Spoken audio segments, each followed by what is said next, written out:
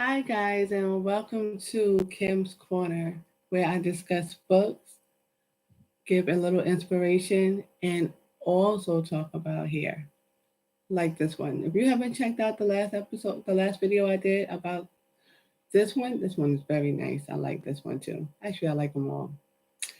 So, yesterday I tried to put together my podcast and this video at once, but then my computer decided it wanted to do some updates and I lost the video, which is pretty good. So now today I have a backup just in case anything else happens. So today, guys, I want to talk to you about how I became a published author and how if I continued to run from my past, it would have hindered me from my purpose. And I want all of you to realize the same goes for you too. So it is very important that in this time of quarantine, that we think about what it is that we should be doing. Okay. So becoming a before became a published author, I would just love to write in my journals. And then I decided to write for the church's Facebook page, and those was almost like those blogs was like chapter stories.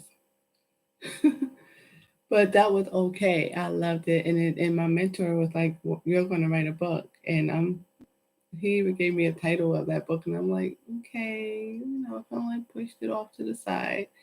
So when I joined Toastmasters, it's a leadership program for public speaking.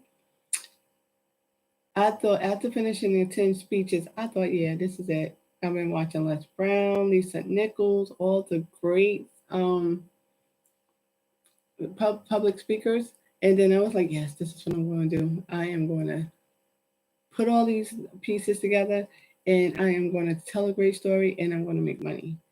Well, it just so happens that when I was trying to put this stuff together, I kept getting stuck on this particular piece in my life that I just couldn't get by. And I talked to my other mentor. I'm going to talk to you about what mentors should be and what they're not, okay, in one minute. But as far as mentors are concerned, she told me, my other mentor said that right now, she said, because of the fact that I can't get through it, it's because I'm allowing the things that happened in my past to still have power over me. And that was true because I tried everything in my life to try to ignore it, to get past it, to pacify it, to do other things. And instead of, you know, admitting that it happened or it exists. And at the same time, I used to be angry at people. So on this journey to self discovery, I learned how to release that power through prayer. So sorry, so instead of um, it having power over me, I switched and turned the tables and gained power over it. So I wrote this book, but when I finished writing it, I was like, nope, don't let it go to press. I spent maybe 1,700, 1,200. My income tax money and money I saved went towards my book.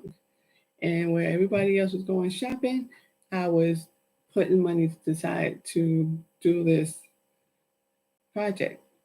I also prayed that God would send people that will love and take care of this project and handle it with care and not just hurry up and publish it just so that they can make money. So, what I want to talk to you guys about is mentors, okay? With mentors, you got to be willing to be corrected, rebuked with love, and then you have to be willing to listen. There are boundaries. Your mentors should not be your friends, your best friends that you sit and have coffee, not sit and have coffee with, but hang out with, okay? Because it's somehow it just like lessons the lessons involved. So I'm glad that I've actually did this project, it was hard. It wasn't easy, guys.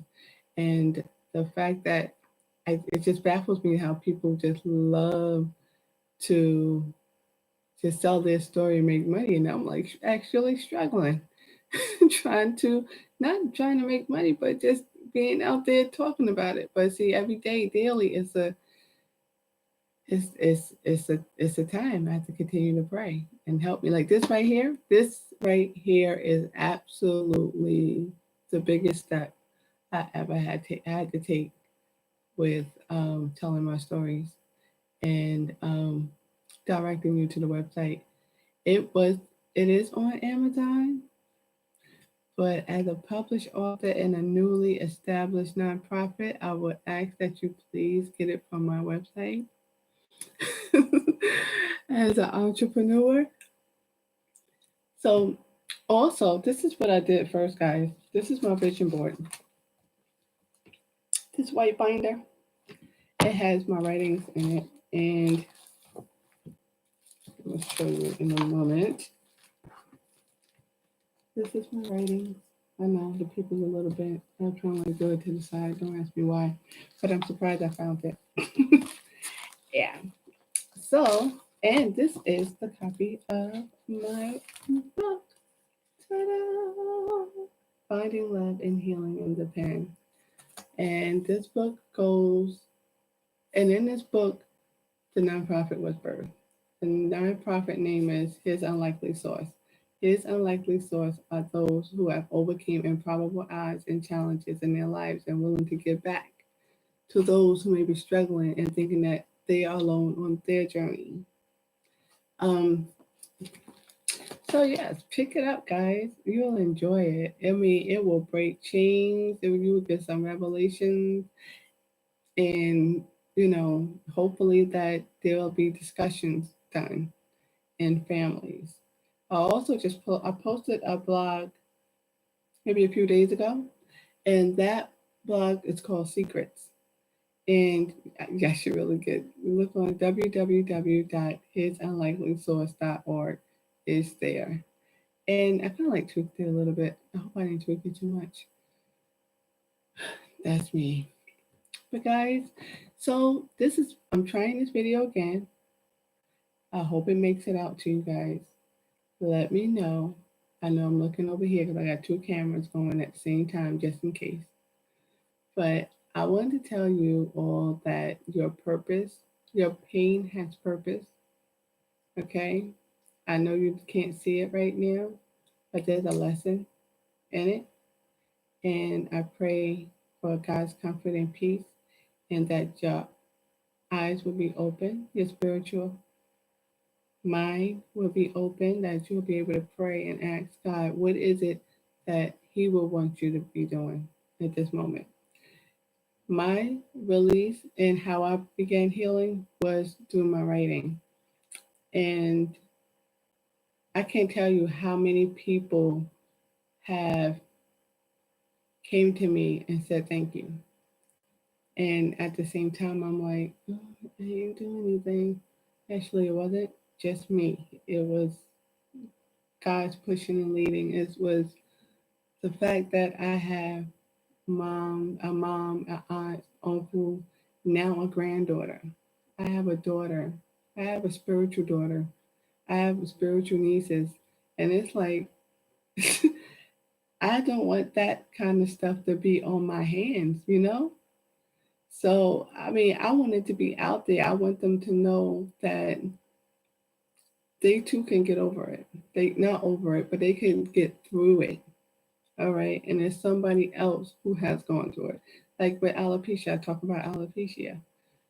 All of that is in the book. Domestic abuse, molestation, rape, all of that. You guys should really check it out. It's a good book. Again, so the proceeds from the book is actually going to the nonprofit, and with a nonprofit, I will be helping out young ladies who are struggling in whatever they may be facing. However, I will send proceeds, some of it to the organization. And so I want to say thank you, guys. Thank you for tuning in. See you next time. Bye bye.